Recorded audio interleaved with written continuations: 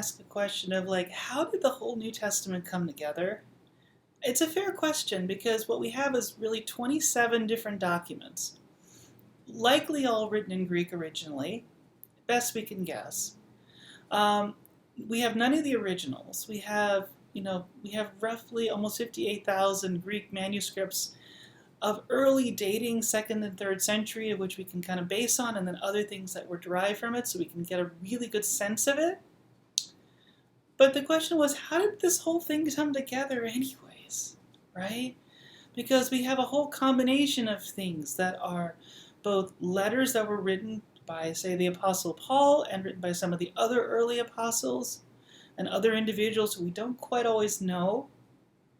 There are Gospels of various forms. There's work that is apocalyptic. Typically, we're very familiar with the Revelation, which is really the apocalypse of John. It wasn't the only one. And there was other kinds of narrative and sort of spiritual writings that happened around these time frames. And yet we have these 27 books. And what we have to understand is that other things are also probably of value. And actually were valued and treasured within the Christian community long after there was a clear New Testament. But what's kind of probably the biggest thing that we find is that the New Testament, as it was put together, basically became the core sort of books that were read and used and discussed when the community came together as a community. For example, within worship, within reading of scripture, within worship, within preaching, within other aspects.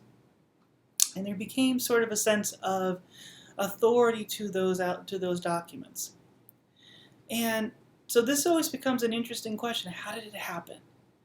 And because most people go, well, there's a whole bunch of early documents, and most of the New Testament was written, 50 to about 80 or so, 80, 89, 90 AD, with a few things stretching a little bit later. Certainly not too far away from the life of Jesus. And all of us had that conversation of the life of Jesus and what happened with the community.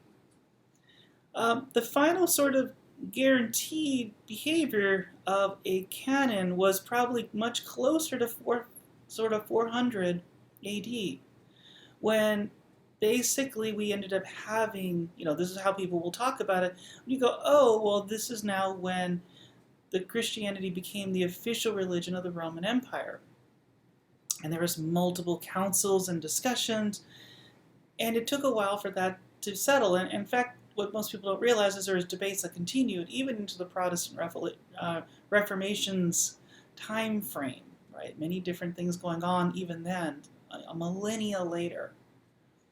So the question becomes, most people goes like, well, I wonder if just the individuals who are in this council just arbitrarily picked a bunch of writing and just said, this is what we're going to use. Too bad, right? And this is what we want because we have an agenda and so forth. And if you look at the process, it's a little bit more reasonable than that. Now, the first sense we have of a canon comes from Marcion, about 140, 150 AD range. The reason we know a lot about Marcion is that he was proclaimed as a heretic, and of how he had a very narrow view of Scripture. And that's actually kind of interesting to note, because he just basically wanted to only have 10 of Paul's letters and the Gospel of Luke, and he was basically threw a lot of other stuff out. And people are like, I'm not sure about that.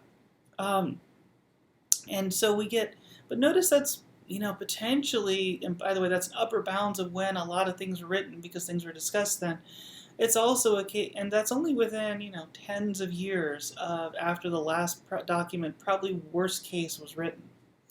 So it gives us an upper bounds of that. And then we start to see some things, within another decade, a couple decades away. One thing basically being, from Irenaeus, who was the Bishop of Lyon, basically said, hey, in his discussion, which of course also pushed against Marcion, talked about that there's 4 Gospels and only 4, and not, because there was many others actually in terms of gospel discussion. of which some were interesting, but it kind of said, hey, these are kind of like the 4 that we see. And it's kind of like the first written document evidence we have still at this date of that conversation. There is something, there's a fragment that also listed 22 books. And that's kind of interesting. It's not quite clear where that happened, but it may be somewhere between about 170 to who knows. We only have like later versions of this, so we're not entirely sure. But it's interesting because it had 22 of the New Testament books. It actually also had the Apocalypse of Peter and Wisdom of Solomon.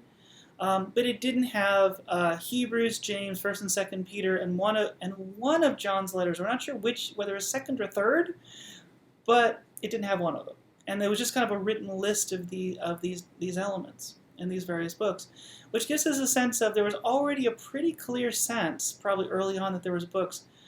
We also have from Origen roughly 200, 220 or so of when he was writing things, of a whole list that had actually all of the 27 New Testament books that we know today.